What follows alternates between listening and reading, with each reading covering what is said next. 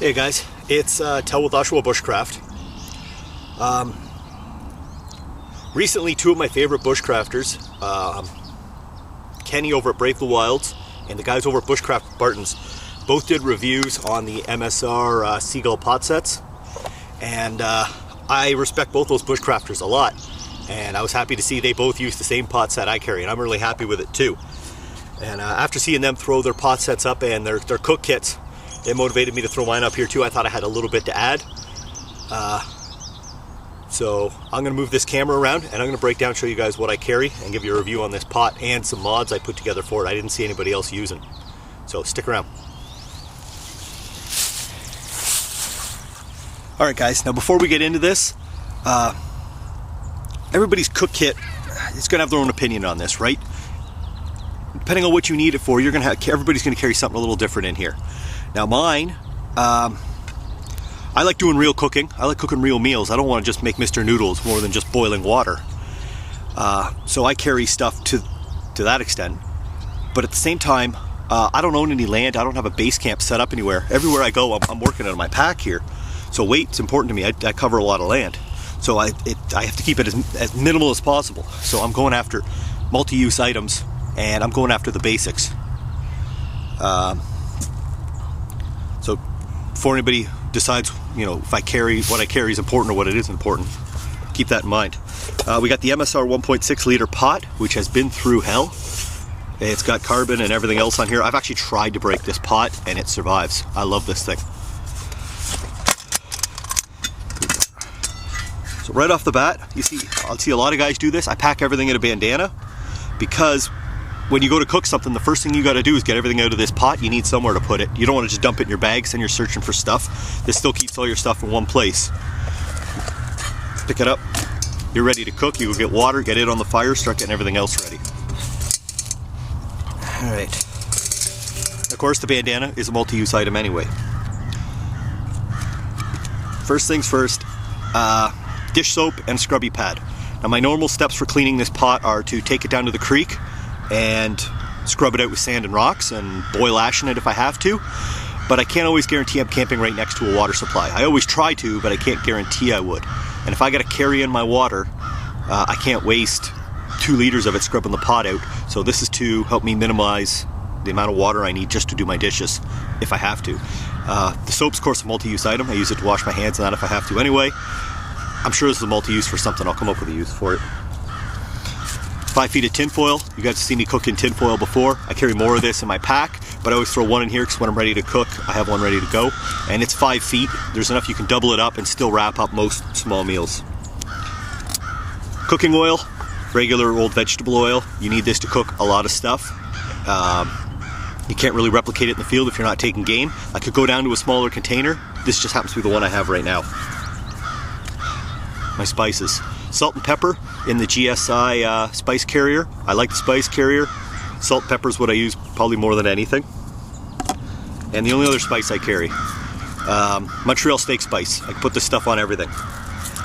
I know Dave says carry a whole line of spices, and I was at one point, but I never cooked with them anyway, which to me kind of meant they're not really a multi-use item, right? Just because you could use it for something else and a spice, if I wasn't using it as a spice, it's not really multi-use. I might as well have just carried whatever that thing was supposed to do in the first place.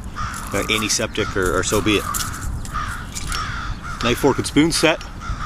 I went up to an actual set because I melted that plastic knife, like my fire spork, trying to fry something. So these are your generic set from the dollar store. I sharpened the knife. It's got a monster spoon to it. It was a little bit soft when I got it, so I tried hardening it in my fire by getting it up red hot and dropping it in the lake, and it did stiffen up a little, and it left this cool kind of patina on the stainless. You can't feel it when you're eating, but it does look very rustic. And the reason I carry the knife too is that I don't carry a plate.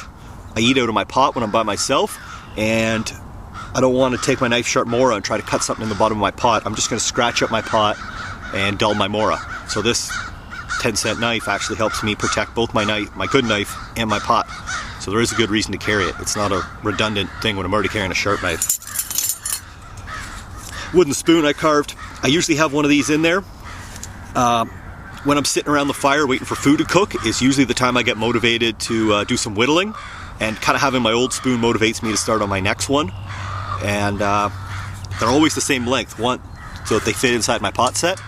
And I always make sure I whittle the end down a little bit so that it fits under the handle of my pot for lifting my lid off the fire to stir whatever I'm at. More on that in a second. Alright, here's my two mods. First one I figured out is, this is the GSI Minimalist Lightweight Frying Pan. It's got a Teflon coating, I believe it's aluminum. And get this, it nests on the bottom of your pot. Aluminum weighs almost nothing, and it gives you a whole nother cooking container without taking up any room. And like guys have said, trying to fry in the bottom of this pot is a pain. Frying in this is easy. And this is an aluminum Primus frying pan handle, pot handle that I had from another set, and it lets me handle my frying pan. And this makes frying stuff in the field a lot easier. This and a little bit of oil, and you can do eggs and all sorts of stuff no problem, whereas doing it in the pot was a pain. And I forgot to throw it in here. You need a plastic spatula to go along with this. If you don't want to ruin your frying pan or ruin your lunch, damp spatula is important. And my last mod, I'm kind of proud of this. This is a piece of industrial wire. It's heavier than coat hanger, but you could use coat hanger if you wanted to. Everybody gets a good look at it. This is my bale set. This is what I used to hang this pot over the fire. I don't know why I don't see more guys making these in the first place. Here's the way this works. This part fits into your handle, and this part locks into your latch. I've made a couple of these because I lost them. So I designed this one that both these sides kind of lock in a little bit, so it won't just fall out of there. If you put the thing down, it doesn't fall into your food. And then this part locks into the top of the handle and lets you hang this on your wooden pot hanger, whatever it is you whittle out. And now you can put something to simmer over the fire and walk away from it.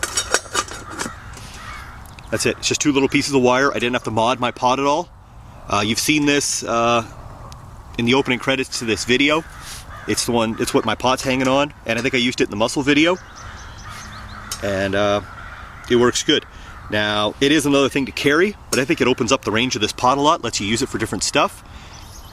I didn't have to mod the pot at all to use it. It's not like I was drilling holes anyway. So if I lose this thing, the pot still works the way it used to. Alright guys, so there you have it. Those are my my two mods, the frying pan, the nesting frying pan, and the bale mod for the MSR 1.6 pot, and my cook kit. Feel free to comment or ask questions. Thanks a lot, guys.